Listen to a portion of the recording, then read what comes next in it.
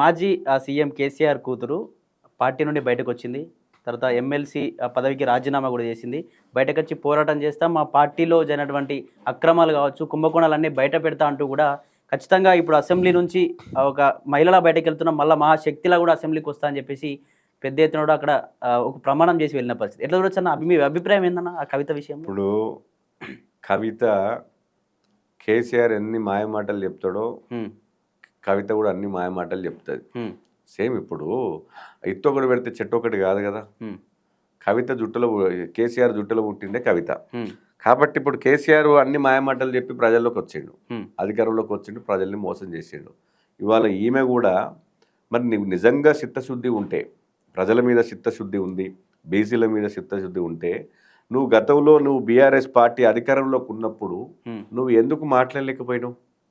నువ్వు ఆ రోజు మాట్లాడాలి కదా. అంటే ఆ రోజు అధికారంలో ఉన్నప్పుడేమో ఒక మాట, ఇవాళ నువ్వు నిన్ను ఆ పార్టీ నుంచి సస్పెండ్ చేసినాక బయటకు వచ్చినాకనేమో ఇంకొక మాట. అంటే నువ్వు గతంలో నువ్వు ఎమ్మెల్సీగా పనిచేసినావు, ఎంపీగా పనిచేసినావు. నువ్వు ఎంపీగా పనిచేసినప్పుడు ఎప్పుడన్నా నీ బీఆర్ఎస్ పార్టీ నానా ఇది తప్పు చేస్తున్నావు అని చెప్పి ఎప్పుడన్నా మీ తండ్రి గారిని ప్రశ్నించినవా? మాట్లాడనివ్వలేదంట పార్టీలో ఎవరు అని. ఎందుకు మాట్లాడనివ్వరు? నీకు స్వేచ్ఛ లేదా?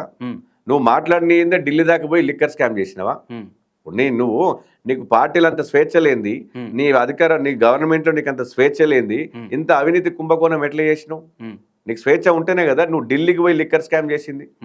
మరి మీ అన్నకు కానీ, మీ బావకు కానీ, మీ నాన్నకు కానీ అన్నీ తెలుసు కదా విషయాలన్నీ. నిన్ను జైల్లో ఉంటే మళ్ళీ వాళ్ళే కదా తీసుకొచ్చింది, మరి అప్పుడు కూడా తెలియదా? సో ఇవన్నీ కేవలం ఏదో ప్రజల్ని మభ్యపెట్టాలి అంటే డైవర్షన్ పాలిటిక్స్. ఇదంతా డైవర్షన్ పాలిటిక్స్. కేసీఆర్ని కాపాడుకోవడం కోసం డైవర్షన్ పాలిటిక్స్ చేస్తుంది బీఆర్ఎస్. ఒకసారి ఏమో ఇవాళ కేటీఆర్ ఒకలాగా మాట్లాడతాడు, హరీష్ రావు ఇంకోలాగా మాట్లాడతాడు, కవిత ఇంకొకలాగా మాట్లాడుతుంది, వీళ్ళ మీద రేవంత్ రెడ్డి ఇంకోలాగా మాట్లాడతాడు. రేవంత్ రెడ్డి అవినీతి మయంలో కూరుకుపోయినటువంటి కేసీఆర్ని మేము అరెస్ట్ చేస్తాం, తప్పకుండా అరెస్ట్ చేసి చూపిస్తాం అని చెప్పినటువంటి రేవంత్ రెడ్డి ఎన్నికలకు ముందు అనేక వేదికల మీద మాట్లాడిండు. ఎన్నికల గెలిచిన తర్వాత కూడా 2-3 సార్లు మాట్లాడిండు. ఆ తర్వాత ఇప్పటిదాకా కేసీఆర్ గారి గురించి ఊరికే ఆడ వేదికల మీద వాగుడు తప్ప నువ్వు వాళ్ళ మీద తీసుకున్నటువంటి చర్యలేవి? కేసీఆర్ మీద నువ్వు తీసుకున్నటువంటి చర్యలు ఎక్కడ పోయినాయి? కాళేశ్వరం మీద అవినీతి జరిగిందంటావు, ఫోన్ ట్యాపింగ్ చేసిందంటావు, ఇవాళ ఏదైతే కేటీఆర్ అవినీతి చేసిండంటావు, మరి హరీష్ రావు అవినీతి చేసిండంటావు. మరి ఎందుకు వాళ్ళని అరెస్ట్ చేయలేకపోతున్నాను? అరెస్ట్ చేయాలి కదా. వాళ్ళ ప్రజలకు నువ్వు చెప్పినటువంటి మాటలన్నీ వాస్తవం అని ఎట్లా తెలవాలి? అంటే ఇవాళ ఏమైపోతుందంటే ఈయన దగ్గర సరిగ్గా పాలన చేతగాకుండా రేవంత్ రెడ్డికి ఉన్నారు. ఎట్లా డెవలప్మెంట్ చేసేంత దమ్ము లేదు రేవంత్ రెడ్డికి. అట్ ద సేమ్ టైము అంటే ఇంకొక 3 సంవత్సరాలు గడపాలి కాలం గడపాలంటే కాలయాపన చేయాలి. కాలయాపన చేయాలంటే ఇటు కేసీఆర్ని మన హరీష్ రావుని కేటీఆర్ని వాడుకోవాలి. ఈయన తప్పులు ఏదైతే కేసీఆర్ కేటీఆర్ హరీష్ రావు చేసినటువంటి తప్పులని మేము కప్పిపుచ్చుకోవాలి అనుకుంటే రేవంత్ రెడ్డికి సపోర్ట్ చేయాలి. అంటే ఈడ అండర్స్టాండింగ్ పాలిటిక్స్ చేసుకుంటున్నారు వాళ్ళు. అండర్స్టాండింగ్ పాలిటిక్స్ ఉంది కాబట్టి ఇప్పటి వరకు వాళ్ళ మీద చర్యలు లేవు. నిన్న హరీష్ రావును ఆగమేఘాల్లో ఎందుకు పిలిపించుకున్నట్టు అక్కడికి నేను అంటున్నా, ఎందుకు పిలిపించినట్టు? నువ్వు గతంలో నువ్వు పిలిపించుకున్నావు, విచారణ చేసినావు, మరి వాళ్ళ హరీష్ రావు బయటకు వచ్చి ఇంకోలాగా మాట్లాడుతున్నాడు అంటే అర్థమైంది ఆడ నవ్వుకుంటున్నారంట. లోపల ఎంక్వైరీలో నవ్వుకుంటున్నారంట. ఒకరికొకరు నవ్వుకోవడానిక మీరు ఎంక్వైరీ పిలిచింది? హరీష్ రావే మాట్లాడుతున్నాడు బయటకు వచ్చి. అది ఎంతవరకు కరెక్ట్, సమంజసం చెప్పండి. సో ఇవాళ ప్రజల్ని ఇవాళ మభ్య పెడుతూ కాలయాపన చేస్తున్నారు. ఇవాళ చేసినటువంటి అప్పు ఇవాళ తెలంగాణలో ఇవాళ ఇంత అప్పు ప్రజల మీద మోపి ఇవాళ వాళ్ళు ఎంజాయ్ చేస్తున్నారు, పవర్ని ఎంజాయ్ చేస్తున్నారు.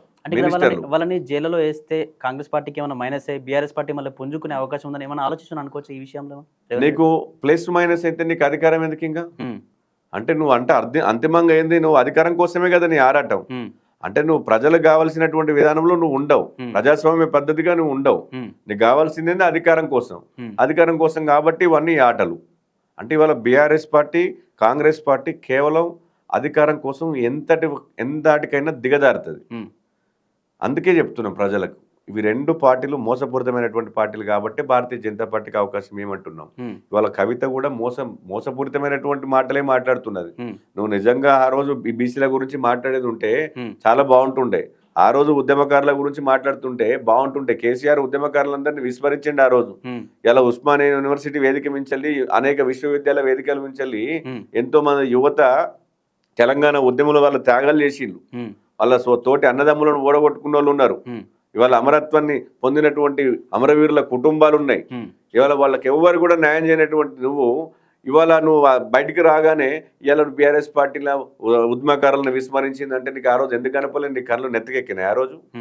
నీకు ఆ రోజు కనపడాలి కదా, ఇంతమంది ఉద్యమకారులు ఎందుకు కనపడలేదు? ఇవాళ నీకు తెలంగాణ ఇవాళ గుర్తుకొచ్చిందా? ఇవాళ బతుకమ్మ పేరు మీద బతుకమ్మ ఎంతో ఎంతో గొప్పగా ఆడుకునేటువంటి మన సంస్కృతిని పాడు చేసిన ఒక డీజే కల్చర్, ఫారెన్ కల్చర్కి తీసుకుపోయి పాడు చేసిన మొత్తం మన కల్చర్ని. మళ్ళీ ఇవాళ నువ్వు చెప్పేటువంటి నీతులు ఇవాళ ప్రజలు నమ్ముతారా? ప్రజలు కూడా తెలిసిపోయింది కదా కవిత ఎక్కడ పోయిందని చెప్పి.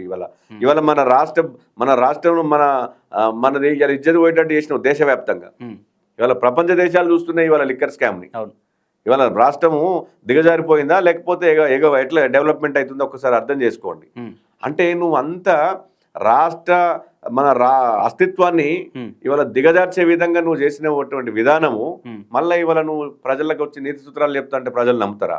ఇవాళ ప్రజలు వాటిని నమ్మే ప్రసక్తి లేదు. ఇవాళ కవిత కూడా కేవలం ఇవాళ కాంగ్రెస్ పార్టీకి ఒక బి టీమ్గా పనిచేస్తున్నది. కాంగ్రెస్ పార్టీకి రేవంత్ రెడ్డి చేతిలో కీలు బొమ్మలాగా ఇవాళ కవిత తయారైంది. అందుకోసమే ఇవాళ కవిత ఇవాళ ఒకసారి మీరు గతంలో లేకుండా ఇప్పుడు మాట్లాడుతున్నారంటే అర్థం అదే కదా. ఎందుకు ఇవాళ కాంగ్రెస్ పార్టీ మీద వ్యతిరేకంగా ఎందుకు మాట్లాడతలేదు కవిత? ఇవాళ డెవలప్మెంట్ యాక్టివిటీస్ లో కవిత ఎందుకు మాట్లాడతలేదు? నీకు బీఆర్ఎస్ మీద ఎందుకు మాట్లాడుతున్నావు? మరి వీళ్ళు రేవంత్ రెడ్డిని ఎందుకు అంటలేవు? నువ్వు రేవంత్ రెడ్డి నువ్వు ఎందుకు కేసీఆర్ అరెస్ట్ చేస్తలేవని ఎందుకు నిలదీయట్లేదు? కేటీఆర్ ఎందుకు అరెస్ట్ చేస్తలేవని నిలదీయట్లేదు? హరీష్ రావుని అరెస్ట్ చేయమని చెప్పి నిలదీయట్లేదు అంటే అర్థం ఏంది? జస్ట్ బి టీమ్ గా పనిచేసి అంత దొంగల మూట ఒకటైంది. ఇవాళ కాంగ్రెస్ బీఆర్ఎస్ రెండు ఒక పార్టీలే. బొమ్మ బొడ్స్ ఒక నాణానికి బొమ్మ బొడ్స్ ఎట్లనో ఇవాళ కాంగ్రెస్ పార్టీ మన బీఆర్ఎస్ పార్టీ రెండు ఒకటే. కాబట్టి ఇవి రెండు మోసపూరిత పార్టీలే. ఓకే.